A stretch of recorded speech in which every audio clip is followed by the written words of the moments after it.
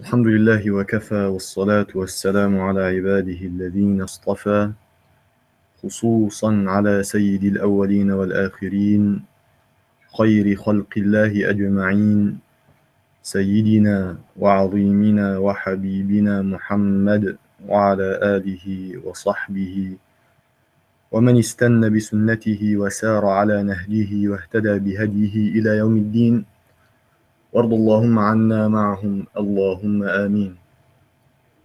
اللهم اجعل أعمالنا كلها صالحة واجعلها لوجهك خالصة ولا تجعل لأحد غيرك فيها شيئا. اللهم علمنا ما ينفعنا وانفعنا بما علمتنا وزدنا علما وعملا خالصا لوجهك صوابا لسنة نبيك. اللهم لا سهل إلا ما جعلته سهلا وأنت تجعل الحزن إذا شئت سهلا. أما بعد. Last time we spoke, we finished the introductory phase to the makhraj of al-lisan. We discussed everything there is to know in terms of categorization and subcategorization of the tongue itself and surrounding parts of the mouth that are to be used when particular letters are to be pronounced. So we described the tongue in detail. We described the teeth and their names in detail. And we also described al-hanak, or the palate, the top part of the mouth, in detail. Using this information, inshaAllah ta'ala, we'll now be going through every single letter that the tongue is used to pronounce, from furthest away from the mouth, or the exit point, to closest. We also mentioned very briefly that there are 10 major or 10 subcategory points of articulation within the 18 letters that are to be pronounced. Within the 18 letters that are to be pronounced from the tongue, there are 10 main categories or 10 main parts of the tongue that are to be pronounced from it. We will begin by writing those, inshallah, from first to last, and then by explaining where each single one comes from, inshallah ta'ala. And there are a few subtleties, a few details that will have to be paid attention to, inshallah ta'ala. So without further ado,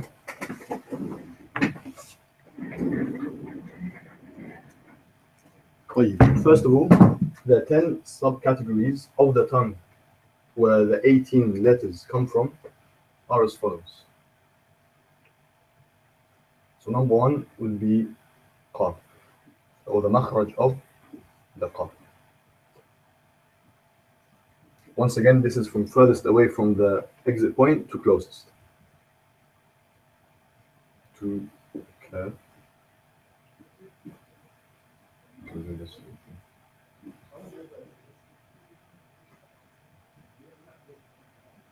Number three is 3 letters in one, or 3 letters in one subcategory of articulation, which those 3 letters are rather Jim, Shin, and Ya.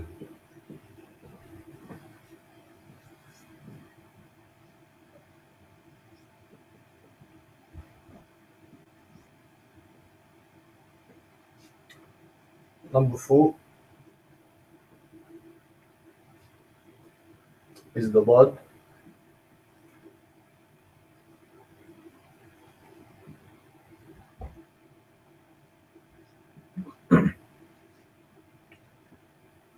Five is the Lam. 6 is the Noon. Number 7 is the Ra. Number 8, 3 in 1, the next three to come will be three letters in one. Much like the Jim, Shin, and Ya, the first one will be the Dal, Ta, and Ta. Notice the dot to differentiate between the transliteration, but doesn't really matter.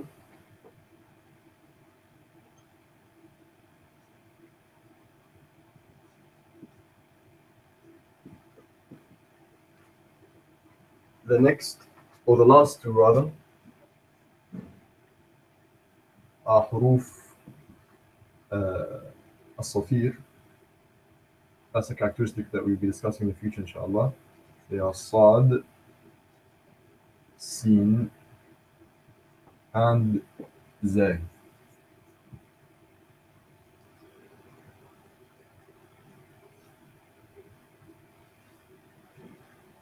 And finally,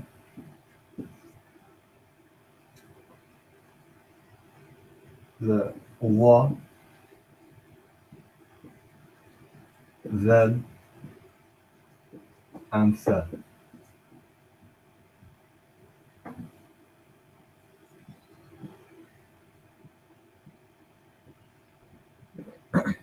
Hopefully, those add up to 18 letters, and the 10 are simply for approximation.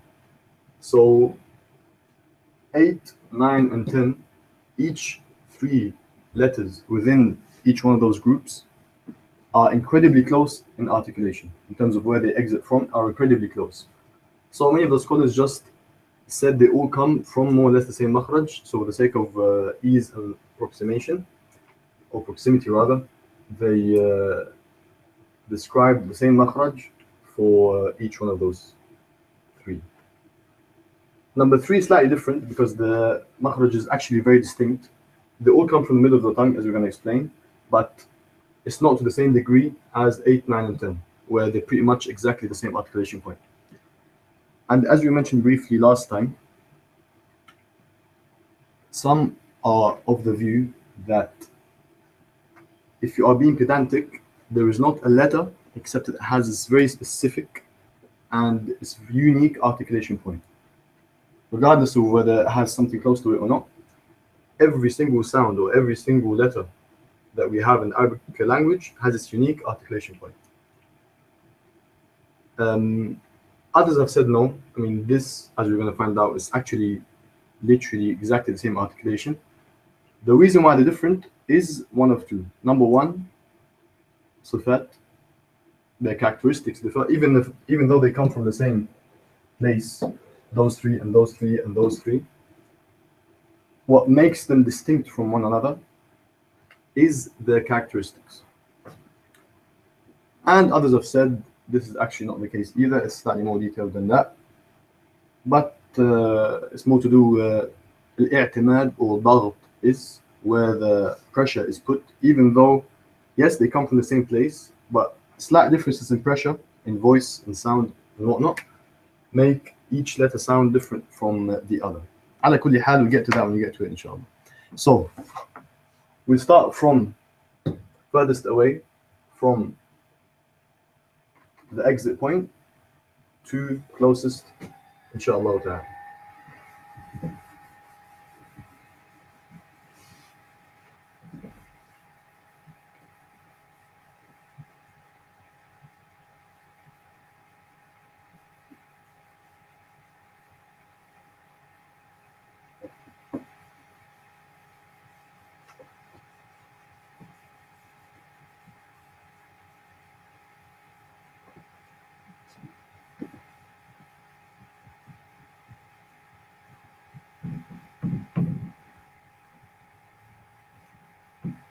So number one, as we said, is the qaf. The qaf is the very first letter to be pronounced after the letters of the throat. So letters of the throat, very quickly, are in the following order, from furthest to closest to the exit point, or to the lips. همز فهاء ثم عين حاء مهملتان ثم غين خاء. The kha is the highest or the last letter to be pronounced from the throat. After that, straight away, and the first letter from the tongue is the qaf. You have to excuse my crude diagrams, but I hope the message will at least come across, inshallah.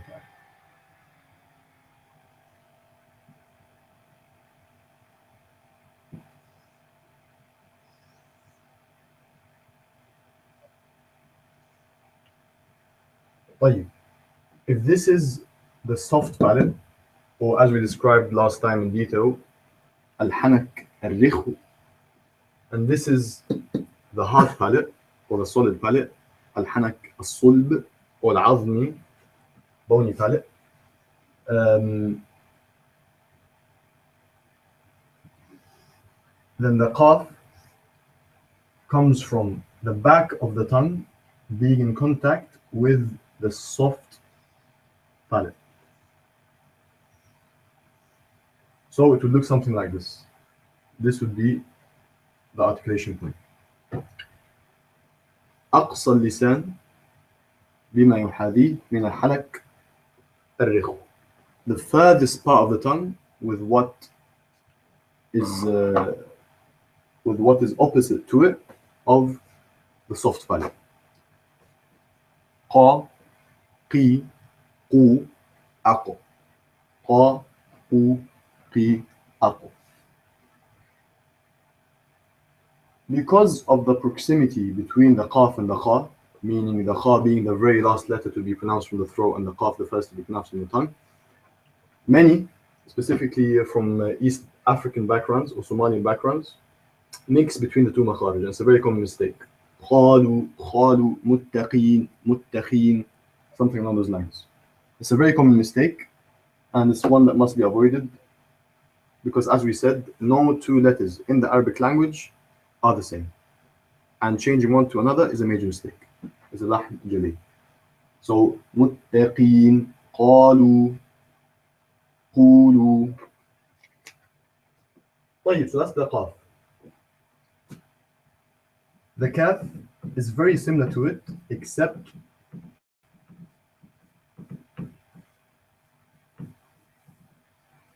instead of the back of the tongue being in contact with al-hanak al-rikh or the soft palate, the back of the tongue is in contact with where the soft palate changes into the hard palate. Somehow like this. So if you say qa, qu, qi, and then say ka, ku, ki, qa, ka, qi, ki, qu, ku, you can feel your tongue moving slightly closer to that which is outside, to the exit point. Qa, ka, qi, ki, qu, ku, aqa, ak, qa, ka, qa, ka, qa, ka. There's a slight transition between somewhere here to somewhere here. That transition in technical terms is the back of the tongue moving from al-hanak al-rikh to where the hanak al-rikh and hanak al-sulb meet. It's still the back of the tongue though, it's still aqsa lisan. So that's the distinction, and it's also one due to their proximity. After, let me change that then.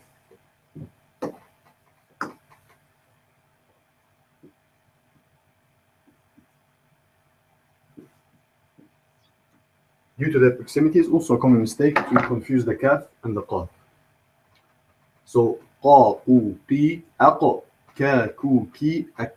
Nice and simple so far. Now that's everything to do with the back of the tongue for now. The next group of letters, if you follow the list that we just went through a second ago, will be the three from the middle of the tongue.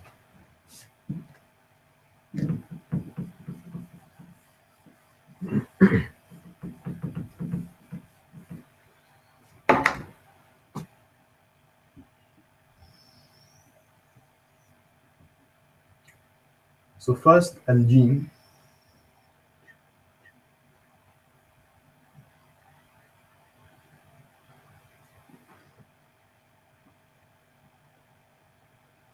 Jim comes from the middle of the tongue, and so does a shin and ya, but we'll take them one by one. Jim comes from the middle of the tongue and that which is opposite to it of the solid or hard palate.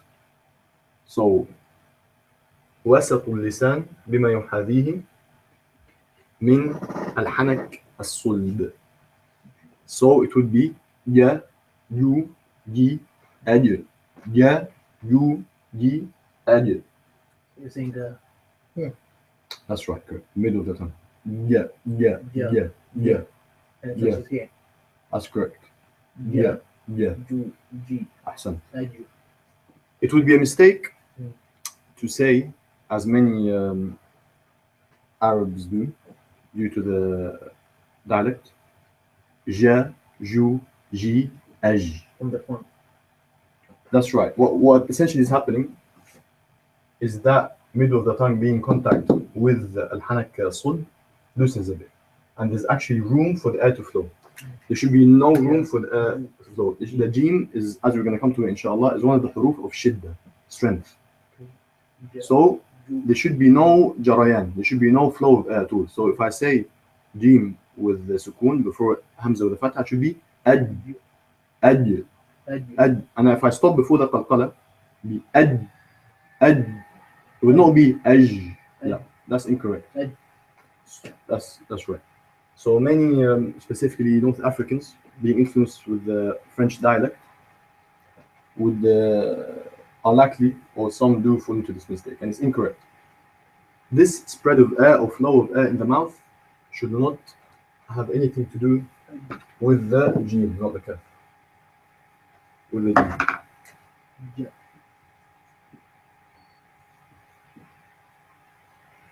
Aju. Aju. So one last time. Ja, ju, ji, aj. جاءوك, Ju, Ji, جيء. Ju. أحسنت. طيب, next up is the sheen.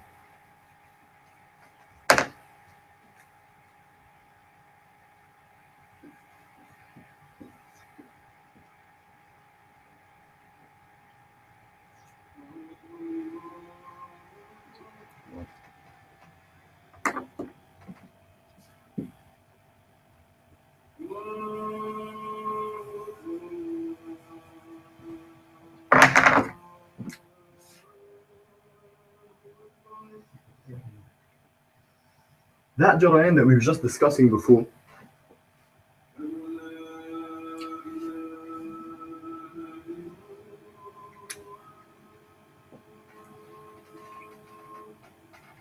where the sound or the air flows from the throat or from the vocal cords to the exit point, where it's incorrect to pronounce it in the jim, it is must be pronounced in the sheen.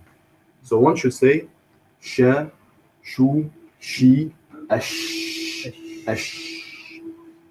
If there is contact between the middle of the tongue and al-hanak al-sulb, that would be incorrect. That would be much closer to the jim, not to the sheen. أيوة, exactly. ف شاء, شا, shu, shi, ash. It's a very easy sound, as we mentioned in the very beginning. It's the sound that exists in English as well. طيب, the one after that, Yeah. correct.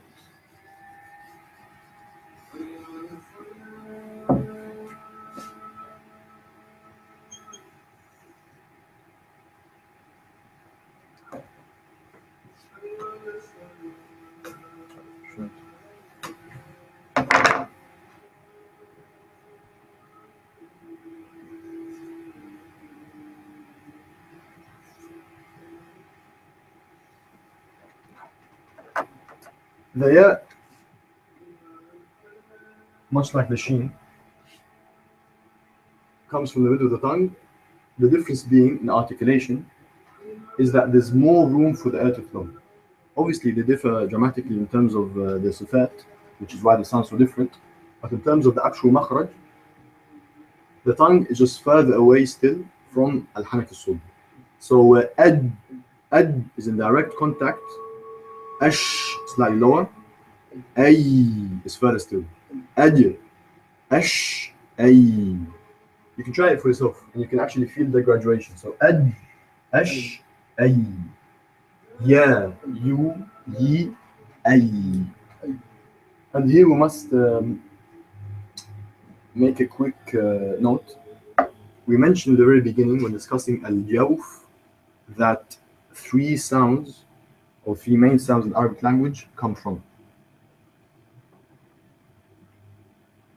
One, fatha, and what follows from it of the alif, the kasra, and what follows of it of the ya, and the dhamma, and what follows of it of the waw. The ya and the waw discussed in the jawf are dramatically different from the ya that's being discussed now, and the waw that will be discussed in when discussing the makhraj of al-shafatayn. This ya here is the ya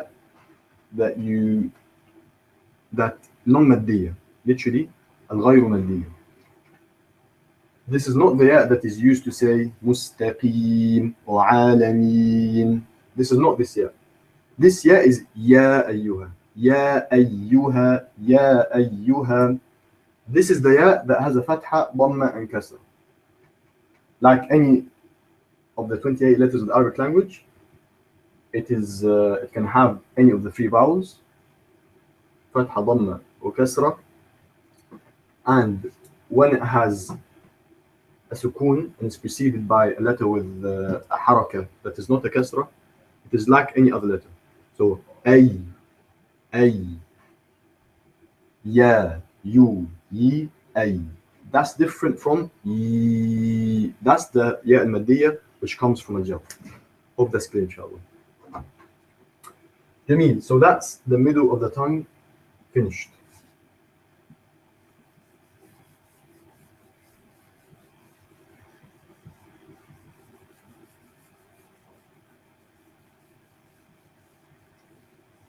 Now is one of the most unique and perhaps the most challenging, according to some, letters in the Arabic language. Ala wa huwa Dad. Dad. Number 4. So these numbers are the numbers of the letters as opposed to the numbers of the groupings. So obviously we gave 10 groupings, but these are numbers of letters. Hopefully that will go up to 18, whereas before it's going up to 10.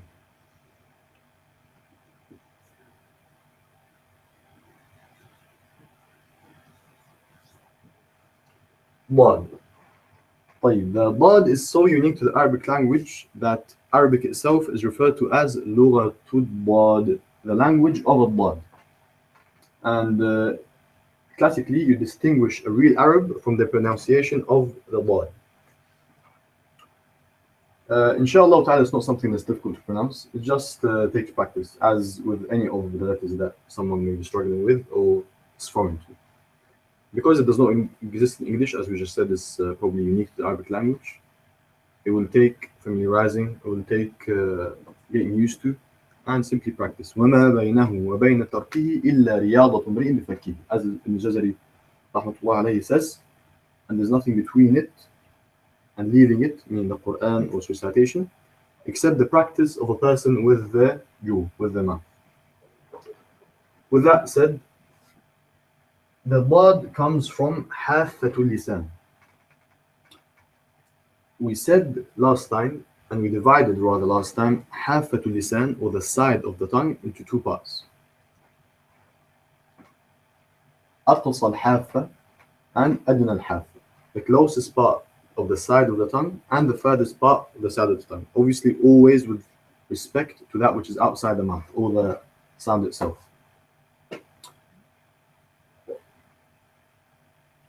Here we are discussing Aqsa al-Hafa, not Adna al-Hafa, not the side of the tongue that is closest to the outside, but one that is furthest away.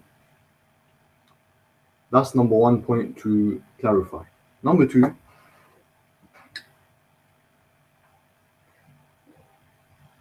what is actually happening here is that the sound coming from the vocal cords is being totally blocked by all of the tongue.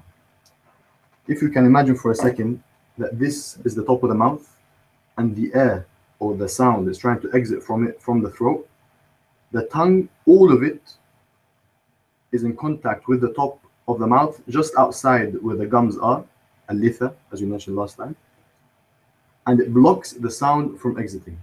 You may be asking, you just said that we're particularly discussing al-hafatul or aqsa al-hafa, not the whole of the tongue. So what's going on there? Yes, all of the side of the tongue, everything on the side of the tongue is in play because it's blocking the sound. But where the ضغط is, where the i'timad is, where the pressure is being placed, is in aqsa al-hafatul aqsa or aqsa al-hafa. So even though all of the tongue or all of the boundaries of the tongue or all the boundary of the tongue is in play to block the sound, it is particularly this side or both of the sides where the pressure is being placed for the sound to exit. So to draw that, I'm just going to draw a picture of the top palate, the top side of the mouth. So if these are the teeth, once again excuse the crude diagram, then, and these are the gums, then the tongue is covering all the way around here. This is obviously us looking from the bottom. These are the top teeth. The tongue is covering the sound coming in from the throat here. It's not letting it exit. Where the pressure is being applied is specifically either the right side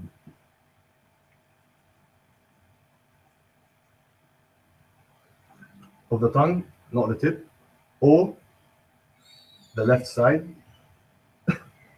or both of them. All three options are valid. Once that happens, the sound is coming from the vocal cords and it gets blocked by all of the tongue, but the pressure specifically gets applied to the right side or the left side, or both of them. The sound becomes la, lu, li, al, la, lu, li, al. That is the sound of the ba. If instead of putting the pressure on the side of the tongue, specifically the back side, as opposed to the front side, which is this side or that side of the tongue, we put it on the tip of the tongue, what we're going to get most likely is a full mouth dal, which is not a wad. Contrary to common belief, a full mouth dal is its own thing. It's a whole different story from an actual wad. Saying la, lu, li is different from saying da, du, di. Yes, even though this dal is full mouth, da, wala dalin, is still not a dal. It's a heavy dal. It's not a dal though. And it's incorrect to mix between the two. A dad is a dad, and a dal, even if full mouth, is not a dad. Secondly,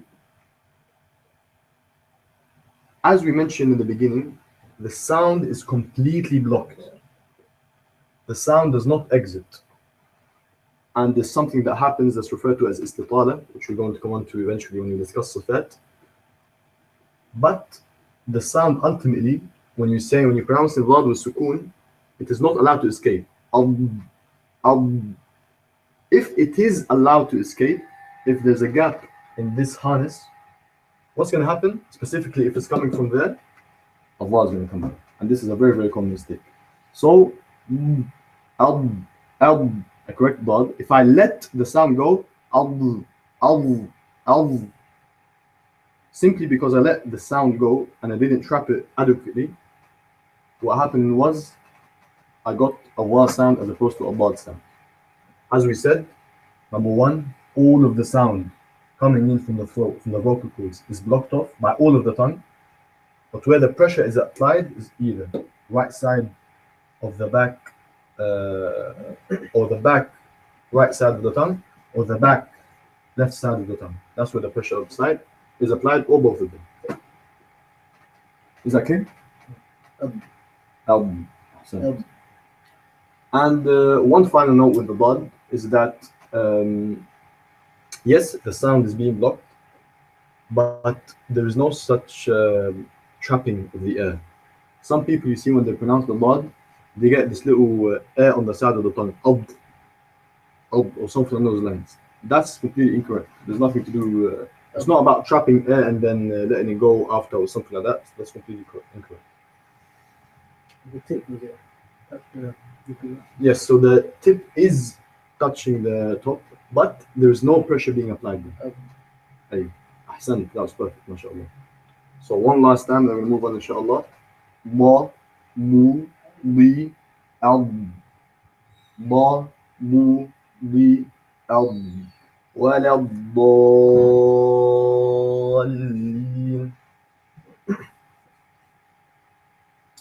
I should leave that there.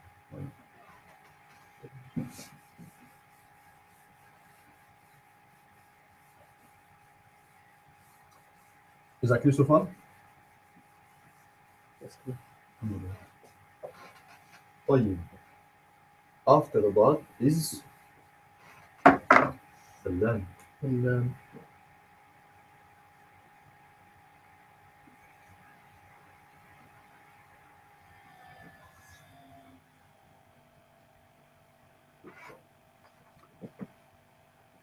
We're going to take a very similar view as before, looking at the top.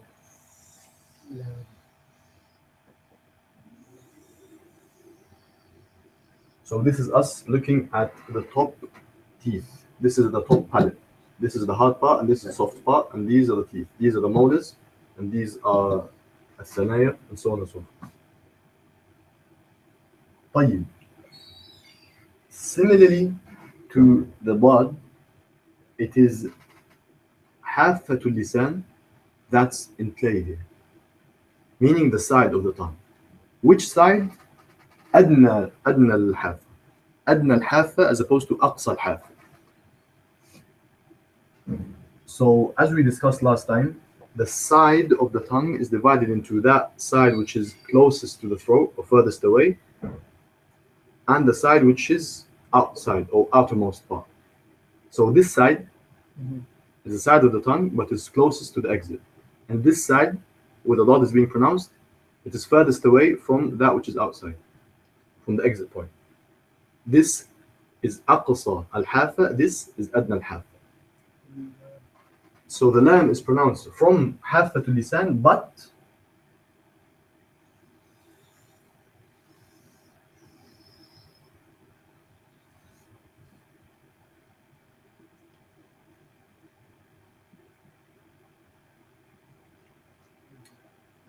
these parts are not connecting to the top of the mouth at all. These are free. There is no connection between these sides, or أقصى الحافة, أقصى الحافة اليمنى and أقصى الحافة اليسرى. They are not connecting, they are not in contact with الحنك الأعلى. They are not connecting with it. They're free. There's room for the sound to go. Can you see? There isn't any locking as there was with the dad. Where the dad, there's no room for the air to go, for the sound to go. Here, the sound can exit from either side. Where there is contact and there is pressure is the side of the tongue until الرأس. Now, it's worthy to mention here that there is actually somewhat of a difference of opinion. Some have said that it is only one side, either the right side or the left side. So you either go la, la, or la, la, and it is not all of the top side.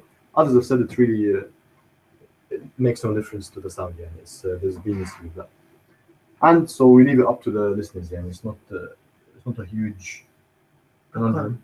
I can't actually put both together. I can't do both. Seriously, I can only do la. Most people find it strange when you tell them that it's actually one side. no. Yeah, it's one side. How is that the case? I mean, I can You do say- it on one side. us then that's No. natural then. But what is it La. if it's a heavy lamb? I think Allah. Fantastic. Very good question. That is to do with characteristics, not articulation. Where the sound comes from will be exactly the same. This is where the lamb is coming from. The only thing that's changing is the position of the back of the tongue.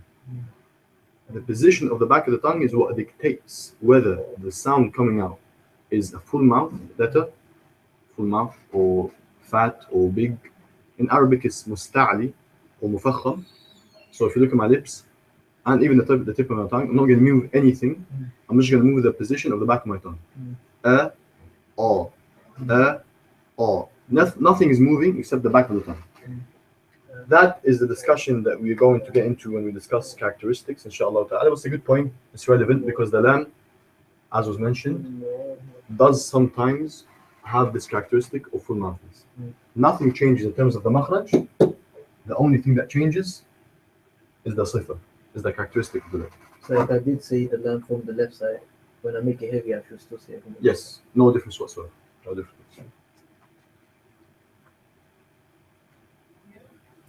And obviously, not that we didn't mention explicitly, but and it kind of goes without saying, the side of the tongue is in contact with a litha. So all these teeth, these are thnaya and these are ruba'iyah. The tip, the side is in contact with the litha, not the teeth itself. So it's not la la la from the teeth, it's la la la from the gums above it. That's just a quick note.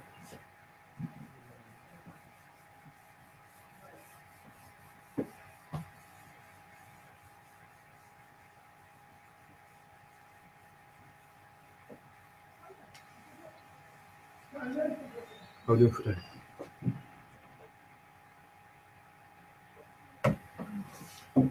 خير إن شاء الله. You have to put it. Can you do that, please? I'm not sure if it is. Just check. Just tell me how to use it. Yeah, we'll pause inshallah and then come back after salah inshallah.